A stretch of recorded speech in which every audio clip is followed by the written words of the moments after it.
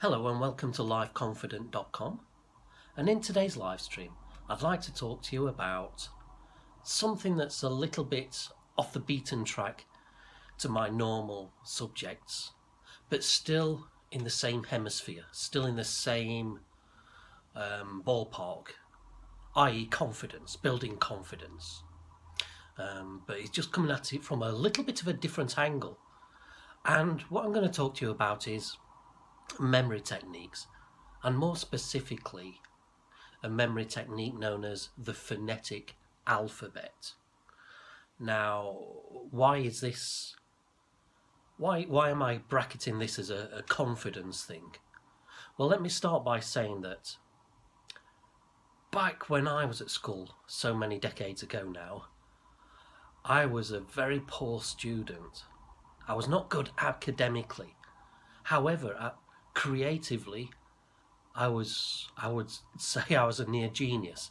I mean, by the age of 5, I was making paper water bombs, and I was selling them in the school playground to opposing warring parties, and I was actually selling them. And that was from about the age of 4, 5, somewhere around about 5 years old, and all the way up till about 13 or 14 years old. I was making and selling stuff at school. I was a little entrepreneur. So I was very creative, entrepreneurial. But academically, I was very poor. And as a result, and combine that with the fact that throughout my school life, I was growing in shyness and developing into social anxiety. And combine that with being very poor academically. But not to say that I wasn't intelligent. Anyone that's not academic, it doesn't mean you're not intelligent. There's many different types of intelligence. But in school, it's all about the academic intelligence, being able to work with the logical left side of your brain, solving things logically and linearly, if that's a word. But for me, I really struggled, and it was a very poor school experience for me because of this. And so it was a very poor time, and I passed my GCSEs. That's what I have in the UK at the end of high school. But I passed with a very low grade, and they weren't really of any use to me.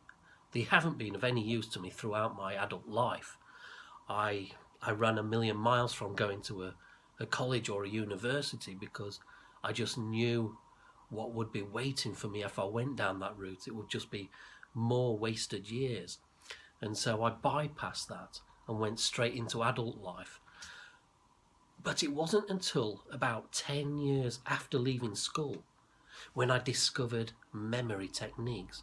Sitting in the back of a shop one day, by this time I was working in a one-man shop, and it was a very quiet shop on the coast, and I would read the newspaper every day. I mean, this was when the internet was in its infancy, and so you still got the newspapers, and I sat there reading my newspaper every day, and in the back you got the ads section, and I was looking through, and I saw this little advert for a memory training program, and it was very expensive at the time, and it cost more than I got paid.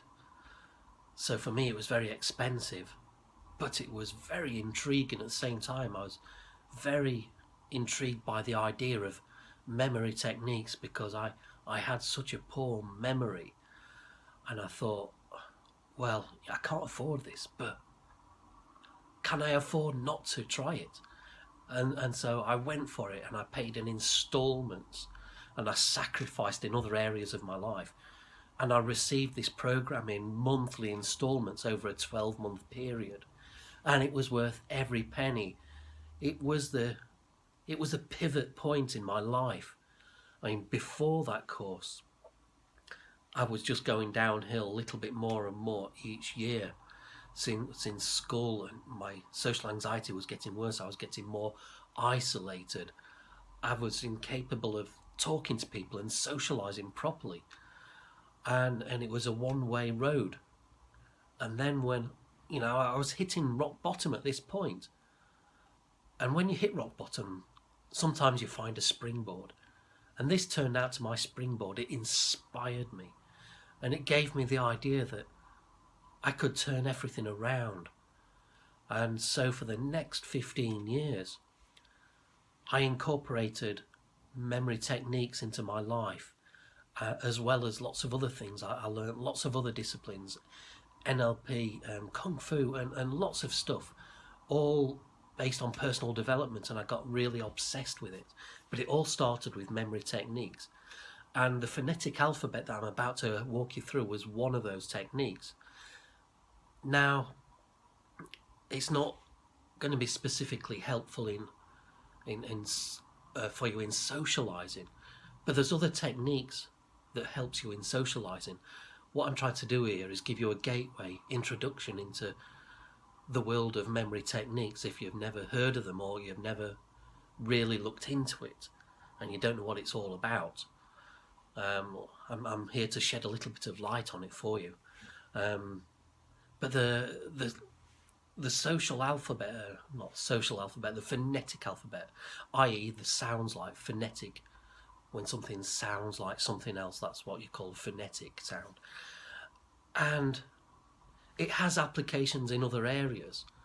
A lot of people now say, well, we don't need memory techniques or a powerful memory anymore. We've got technology, we've got computers, we've got smartphones, we can store everything on our phone, and if we need to remember something, we can just look at the phone. Well, that's all right, but what if you lose your phone and you lose all that information? What if you're in a meeting and you need some information instantly?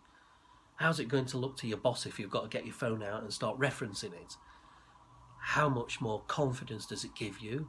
How much more confidence does it give your boss if you can recall the information from your mind? And let me tell you, when you can use memory techniques to their full capacity, to the outside person, what you can do with memory techniques looks almost miraculous. That's how powerful memory techniques are. And the likes of magicians have been using memory techniques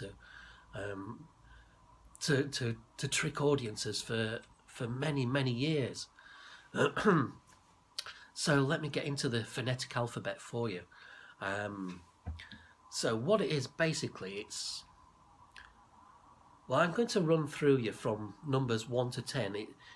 It's like converting numbers into letters, and you might not immediately understand the benefits of being able to do that. But if you can, for instance, memorize a phone number as a word, or a little jingle, or a little sentence, that's far more easy to remember than the numbers themselves. I can remember phone numbers from people 20 years ago, and their phones don't exist anymore, but their phone numbers are trapped in my head now forever. But there's other very powerful applications for this memory technique. So the base of this technique is being able to remember the numbers 1 to 10. You have to put in a little bit of legwork to remember the numbers 1 to 10, to actually learn them, just like you learnt the actual numbers 1 to 10. If you learned a foreign language, then you had to learn numbers 1 to 10 in a foreign language, and then you probably advanced to the higher numbers. So there's a little bit of groundwork to do in remembering that 1 to 10, but it's not so hard. So let me go through them for you. Number 1 is tea, as in a cup of tea. So instead of remembering a number, now you can remember an object. But it goes beyond that, because you can turn that object into an image. Now for me, the cup of tea, I've always associated, or I've always had the image in my mind of when I used to visit my aunt when I was younger. And the first thing she'd always do was bring out a teapot and make a traditional cup of tea, and we'd have tea together. And so in my mind, the image of tea brings to my mind the image of her room and her making a cup of tea. So instead of having a number for for number 1 in the phonetic alphabet, I've got an image of T. So let me run through the rest from 1 to 10 quickly, and then I'll go through them in a little bit more detail. So you've got T, Noah, May, Ray, Law, Jaw, Key, Fee, P. And then if you want to continue, you've got Toes, etc. But let me stop at number 1 to 9. So number 1 I've covered is T, and I've detailed the image that I have for T. Then Noah, for me, I have an image in my mind of walking up the plank onto Noah's Ark, and Noah is standing at the top with his checkbook or clipboard, and he's ticking off the animals as they come up the plank, and I come up the plank, and he ticks it off. So that's my image for Noah at number 2. Then number 3 we've got May, and I have an image of a maypole and men in strange outfits dancing around a maypole. Number 4, T, Noah, May, Ray. So I imagine a ray of light coming from a torch in a dark room. Number 5 is Law. I imagine a policeman. That's quite an obvious image, really, to represent law. And the whole idea is that for each of these words, these nouns, you're creating an image for it. So you see what I'm doing. I've got an image for each one, and it's not just an image, it's a compartment. What you're doing is creating a compartment in your mind for each one. T, Noah, May, Ray, Law, Jaw, Key, Fee, P. P, number 9. You can imagine a plate of peas, green peas. Fee. You imagine you're in a shady gambling den, playing poker with some dark characters, and you have to hand over a wad of money as a fee, an entrance fee. This is personal to you for each one. So you have to create your own image, which is congruent for you, which is an image that you could easily recall again. Now, it takes a little bit of time to bed in these numbers of 1 to 10. Once you've built the platform, the framework of these initial 10 or 0 to 9, once you've got that framework memorized, once you've learned that, then going from 10 to 100 is very easy to do. And I'll explain, it's a little bit more advanced, but I'll explain it to you in a future live stream. I'll do another live stream maybe in a few weeks' time and just reinforce what we're talking about here today. But now you're thinking to yourself, well, what is the good of this really? How does it work? What's the use of this to me? So I referenced memorizing phone numbers. I wouldn't particularly do that myself anymore, because that is easy to just store a phone number in your phone these days. But what about code numbers?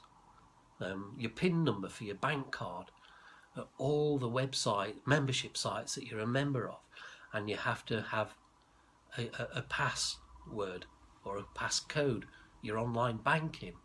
For me, I've probably, if I sit down and think about it, I've got hundreds of sites where if I go to them, I need to put in a password or a passcode number, or these days it's usually a combination of letters and numbers. And a lot of people, they'll just use one word, one password for all their sites, and this is extremely insecure. As you'll understand, someone only has to learn your password for one site and they've got access to your entire life.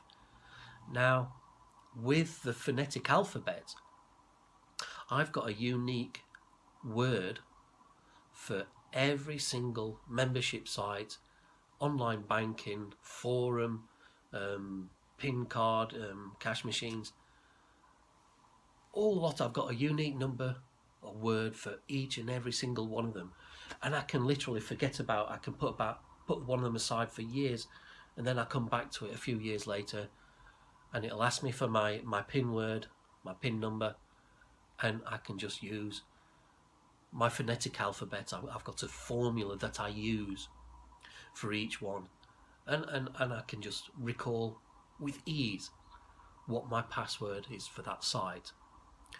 It's the easiest thing in the world, and that's just one application of the phonetic alphabet. But if you want to get involved, if you want to learn more about memory techniques, then there's other techniques. There's the mind attic, the memory palace, which if you've ever watched Hannibal Lecter films, he uses a memory palace technique. If you've watched Sherlock Holmes, he uses the same technique for his sleuthing. I think he calls it the mind attic, but it's the same thing. This is a memory technique, and it's extremely powerful, and you can adapt it for using in socializing. You can make party tricks out of it.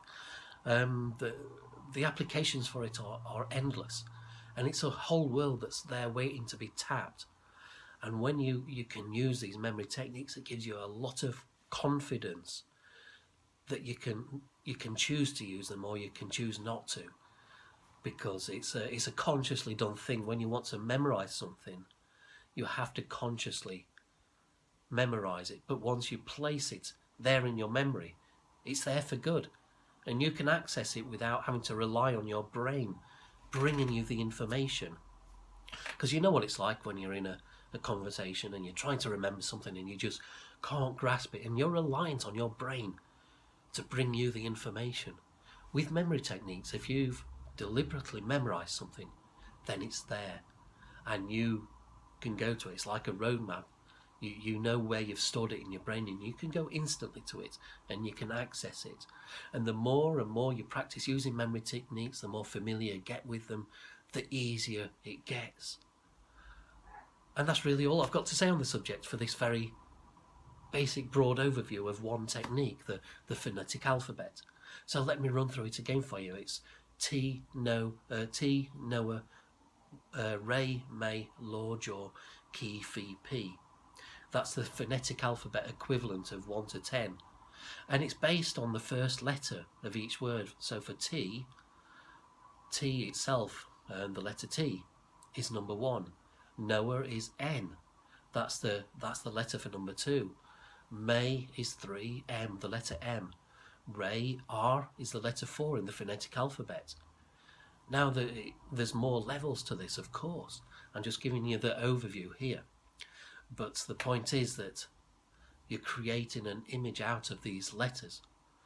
So let's say number 7 is key, and you've got an image of a key, whatever works for you. Whether it's you're putting a big old church key into a church door, and you're turning that big brass key.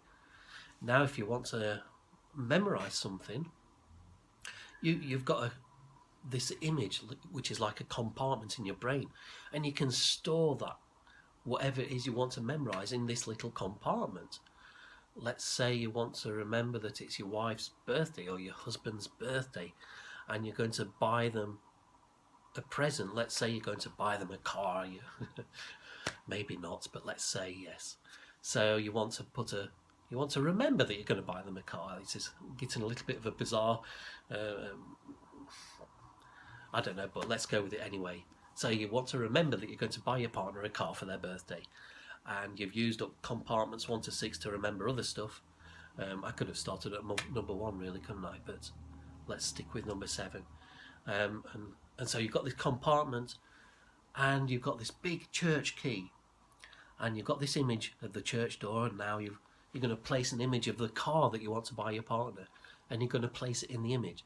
So imagine your car is parked outside this church door, and you take your big church key out of the church door, and you try sticking it in your car and unlocking your car with it, and your door won't open, the key won't go in, and you're confused, you don't know why. So you're trying to jam the key into the car door, and it doesn't fit in, and you're trying really hard, and you're damaging the door, and you're getting angry with it, and you're trying to prise the door open with your big brass church key.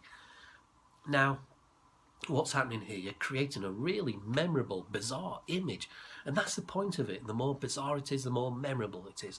Now, I've just given you an image off the top of my head. I haven't planned this in advance. You might think I have, because I went to number 7 key. So let's try number 1, tea. You know my image of tea. It doesn't have to be in the room itself. I could take the car and I can imagine that it's raining tea bags. And so now I've got an image of the car I want to buy, but tea bags wet, soaking wet, tea-soaked tea bags are raining out of the sky and splattering my car, and I'm trying to sweep them off, but the tea is staining the car now. I'm trying to clean it off. Now, you can probably come up with a better image, but you don't need to. The whole idea of this is that you make fast and dirty image associations between what you want to remember and your base image. In this case, we're using the tea now, number 1, tea. And you're associating your image of tea with the car, and you're creating a link between the two. Now, this technique, the phonetic memory, only lasts, say, a few days.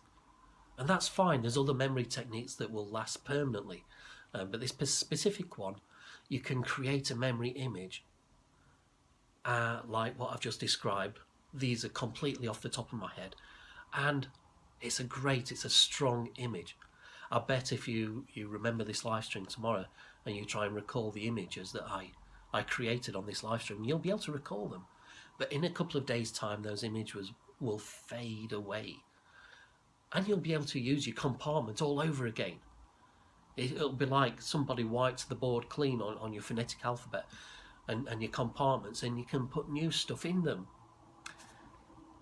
And that's really how it works, and it's exactly how I've described it, and it's extremely powerful. So I'm getting up to 22 minutes, so I'm going to cut off the live stream here. But I will go over it again in a few days' time. If you're interested in getting into learning more about memory techniques, I've written a book on the subject, and I'll put it into the description. I'll put a link to that book in the description for this, for my book. It's called 10x Your Memory and Mental Muscles for the Information Age. But I'm not trying to sell you something here. If you Google phonetic alphabet, you'll probably get the information come up for free, and you can revise what I've been talking about. I'm sure you can, absolutely. You don't need to buy my book. I'm just sticking that in there. Why not? Okay, so let me wrap this up for today, and I'm going to look forward to speaking to you again in a few days' time on another subject. And as I say, I'll return to the phonetic alphabet or maybe another memory technique in a few weeks' time. How does that sound? Okay, thanks for tuning in. Thanks for sticking through to the end.